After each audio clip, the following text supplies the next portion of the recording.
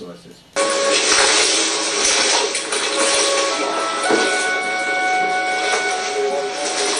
You better believe his ass is mapping and charting out everything, telling how many people it was, all that shit. So when ITT come back, they already got a big plan on what they gonna do. He taking soil samples, telling them what kind of minerals in the ground, every damn thing.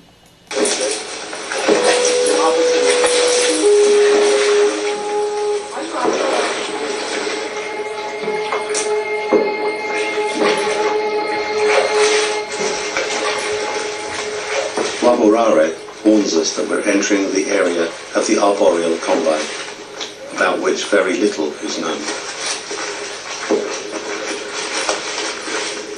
Mosquitoes have turned this plain into the worst area in the world for... The main thing they look for is the ritualization of these people. Always make them pick up diamonds, gold, all kind of stuff that to them is not worth anything except for the fact that they're paying homage to nature.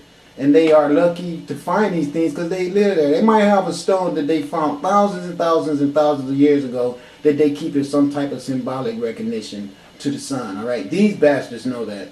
That's the reason why they try to get deep, deep, deep in the bush and find the oldest of civilizations that they possibly can, because they know those old civilizations been on the earth for so long and that they have unearthed shit of value.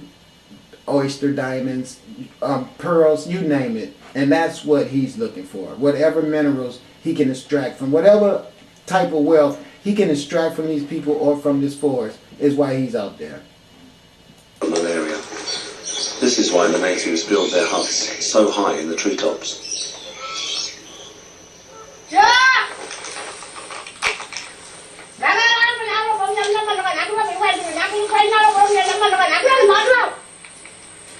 See, they build them high in the top like that so at nighttime they can sleep up there. You know what I'm saying? So they can be free from ground predators. There's a lot of predators that live out there in that forest with them, and these people are smart enough to know at nighttime we're sleeping off the ground because all these vicious things come out at night. We have the limitation of vision because our vision is impaired, so we're going to have our ass off the ground at nighttime. That's just wisdom. See, this is their daytime. Where they at in the daytime, they're on the ground.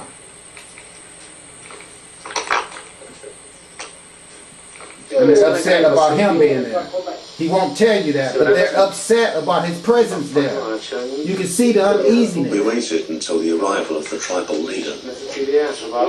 He ran out with a bow, an arrow on the string, yelling frightfully. I was still smiling like a fool while he aimed at me. See, he's saying, you get your devil ass out of here. It seemed to take awfully long. I was afraid that he would lose his temper. Let me tell you what's going on. They've seen white men before. And they know what to expect. See, he wants you to believe that these people have never saw a white man. White man has come and gone from here for a long time. He went deep in the bush to find them. They went in the bush to hide from his ass. And here he is showing up out there. Okay, and that's why this man is acting the way he is, because he's aware. He said, I know the devil that you are. Why are you out there? I came far as I could to try to escape you and your kind. And now here your ass is out here. That's what he's saying. The bow was drawn and the arrow could have been loosed at any second. He was probably as afraid of the colour of my skin as I was of his reactions. You wasn't afraid of his reaction or you'd be gone. You're still there. You know that reaction was typical of him, but deep inside of you, you know the divine heart that these people have. And that's the only reason why you're brave enough to take your ass out there with the cameraman that we never see. But he's got to be there. See what I'm talking about?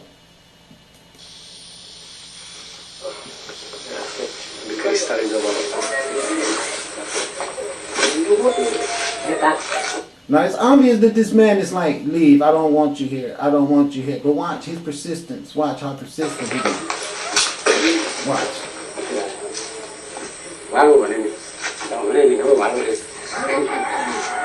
See, this is their treachery and their coercion because they know we have divine hearts. And we're not as treacherous as they are. They know that.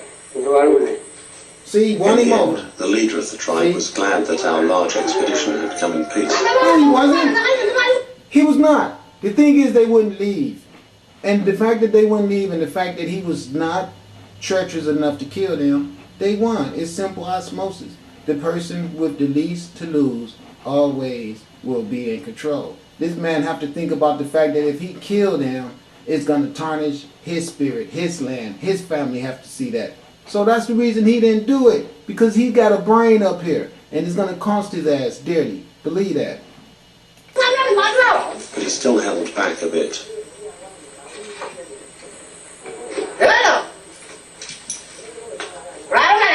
He said, oh no, I know you're cracking In the ass. end, everything turned out well. We were allowed to stay in one of their tree huts, out of reach of the nasty insects.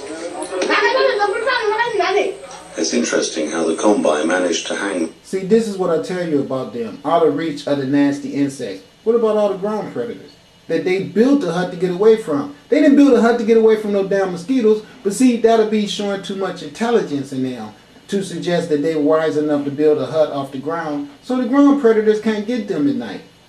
And to prove to you that that's the reason they build it like that, look at the ladder. Because they know a cat can climb up a ladder that's straddled on two sides of support. So look at the ladder they built. Show you how smart they are. Ain't no cat Their gonna huts climb in up the this tops of trees without any ropes or nails.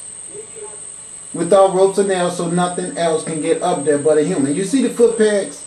A monkey can get up there, but a monkey know he come up there, he gonna get his ass Hello and cheers us up probably with eaten. a story about an anthropologist You see? who killed himself by falling off the pole of a tree hut. Listen, you're not gonna hear him say anything about the craftsmanship that was utilized to build these things off the ground. You're not going to hear him say, you got to give credit to these people, because without any books, no teachings of anything from Western civilization, they're able to build these angles and strike all these building structures and erect this stuff out of here from materials that they picked up off the ground. No trees being cut down and everything. No, what do you hear? They're headhunters, is what you hear from him. This is how they tarnish us and savage us all around the damn planet. You're not going to hear him say nothing about their craftsmanship skills to erect this type of structure this high up off the ground with basic sticks and rope. Hello. Look at that. That's skills. That's the master builders we are. That's our talent given to us from the sunlight. But you don't hear him say nothing about The pole that. is shaking and leaning over. My 85 kilograms is probably above the limit of its normal load capacity. Too big for nature. That's why you consume so much and tear so much up. Because nature didn't design for men to be this big. Grafting and fucking around with genetics made men become this big.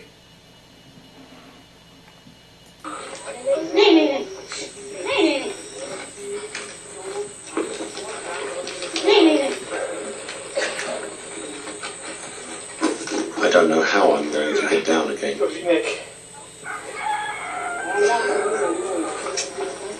I enter the world of the tree people. Now look at the Sort craftsmanship. of Look at house in it. the clouds. Look at it.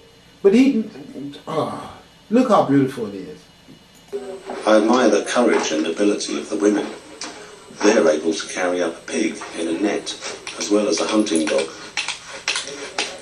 So that's it. The knitting of the women. That's it. She can knit.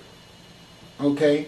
What about the man who built this badass structure so high up off the ground without equipment, without heavy equipment, without all that stuff, and he just used sticks and ropes?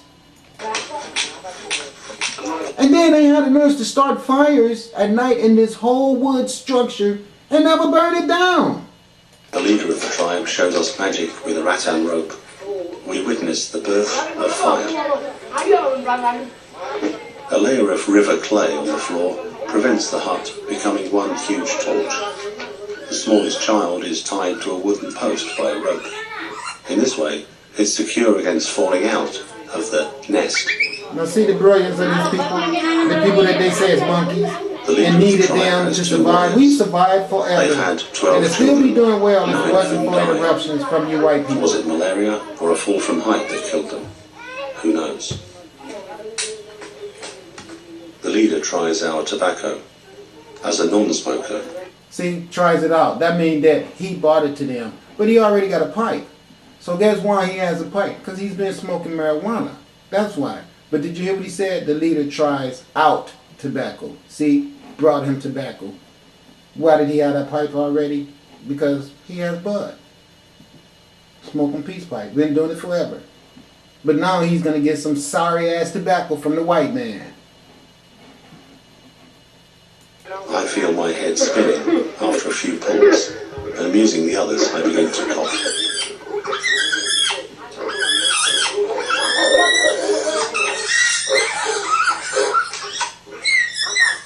See, listen to me. Tobacco don't just grow wild. You have to grow tobacco, all right? Marijuana grows wild. A woman grills lumps of sago. It doesn't look very appetizing, so we rather cook out instant soup for dinner.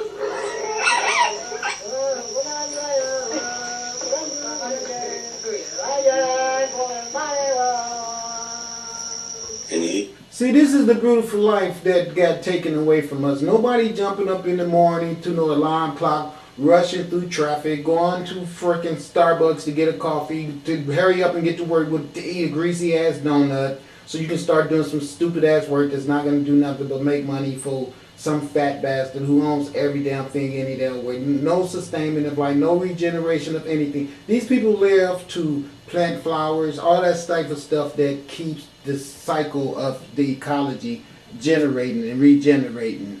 The way of the world that we live in right now has been all this paradise stuff that you see these people living right now was taken away and replaced with the bullshit that we see that end up like Detroit. All this forestry got destroyed to end up that dilapidated system of rotting buildings in Detroit. Now look at this place and see the white man turning it into the same type of landscape that Detroit, Michigan is right now, and see this man becoming the extinct person like all of the extinct people that ended up in Detroit, that had life forms like this man at first, and then ended up hustling and bustling through Western bullshit and neglect and deprivation to just end up gone. Just like what's going to happen here. You see the launching of where Detroit came from right now in this segment that I'm showing you. I also need to empty my bladder, but I'm afraid of climbing down that damp pole into the mysterious world of spells, spirits, and magic. Yeah, spells, spirits, and magic. No jaguars. Okay, none of those things like that he know he's really afraid of.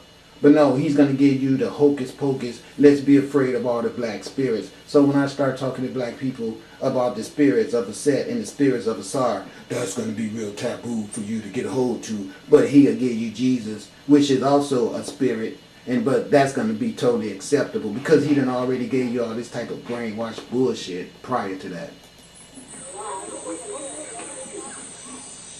His ass was scared to go on the ground because he is a white man that does not have the luxury of a New York penthouse apartment. And when he's out here in the bush, contrary to their TV shows where they show you they all that, in real reality, when he's up here at night and he has to take a piss, the truth is he walk his ass right out there and piss. Or if he got to take a shit, the truth is they got a pot in there he could have shitted in. Or these people right here, they know they way around. They'll go down every night and shit. But they would have accommodated him. He just said that because he wanted to tarnish our gods and our spirit world. I hate to be one to point all that out, but that's exactly what's getting done.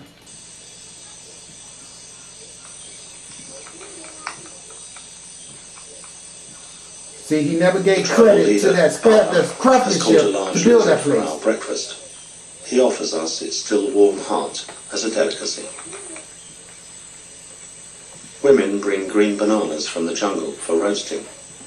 The children also look for food somewhere in the swamps. Well, haven't nobody went head hunting yet, so I guess we yet to see that.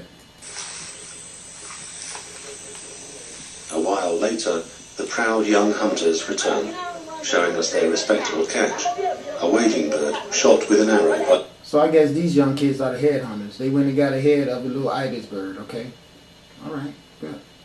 By the smallest one of them. The porters are given the bird.